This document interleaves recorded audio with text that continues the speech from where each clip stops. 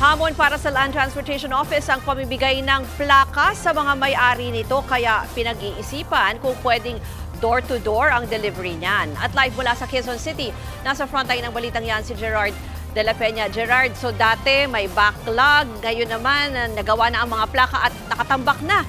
So anong plano ng LTO dito? Ruth, ngayong araw nga isinimulan na ng mga opisyal ng Land Transportation Office yung pag-audit sa mga plaka. May naimprenta na yung mga backlog, may sapat naman daw supply ng plaka, pero marami pa ring mga motorista ang nagreklamo na hanggang ngayon na hindi pa rin nila nakukuha yun sa kanila. Ngayong araw nga sinimulan yung pag-audit para masilip kung nasa ng mga plakang ito. Kung ito ba ay nasa district offices ng LTO, nasa mga dealer o nasa mga courier. Sa inisyal na bilang ng ahensya, wala ng backlog at may sapat na supply na ng plaka. Nagkakaproblema lang daw sa pagpapadala sa mga may-ari nito. Ayon kay LTO Chief Marcus Lacanilao, dapat pasimplihin pa ang proseso. Bukod sa claiming hub na meron na ngayon sa central office ng LTO, pinag-iisipan din kung pwedeng door-to-door na lang ang delivery ng mga plaka. Kapareho raw ito na ipinatutupad na sistema ng Department of Foreign Affairs para naman sa mga pasaporte. Nagbabala naman ng LTO sa mga nag-aalok ng serbisyo para magpakuha ng plaka kapalit ng bayad. May napadalhan na ng show cause order tungkol dito. Sabi ng ahensya, bawal ito, maliban na lang kung hindi maramihan at para sa kamag-anak ang kukuning plaka.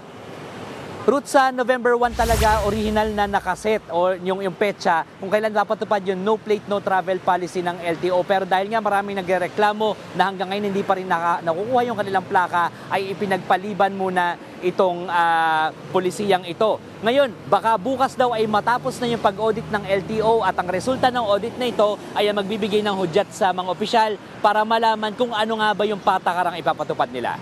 Ruth. Gerard, para lang sa kaalaman din siguro ng ating mga kapatid, may way ba para malaman nila or mag-follow up sila kung nasaan na or anong stage na itong kanilang plaka or hintayin pa muna yung audit na matapos? Ruth, ngayon yung mga naghihintay ng kanilang plaka, maaari nilang masilip sa website ng LTO kung nasaan nga ba yung kanilang plaka. So kailangan lang nila mag-input ng kanilang mga impormasyon doon at doon nila malalaman kung nasa ang district office yung kanilang plaka. May mga option din doon kung paano nila gustong makuha yung kanilang mga plaka. Kanina sumilip tayo, Ruth, doon sa parang claiming hub ng LTO dyan sa central office nila sa East Avenue at karamihan ng mga kumukuha ng plaka doon nagpa-appointment o nagpa-book ng appointment, pero ito 2 weeks yung waiting matapos mo magpa-book ng appointment. Ruth. Yan po ang Express Report ni Gerard de la Peña. Mga kapatid, Ruth Cabalco, para sa mabilis na pasada ng mga balitang dapat yung malaman, mag-follow at mag-subscribe sa social media pages ng News 5.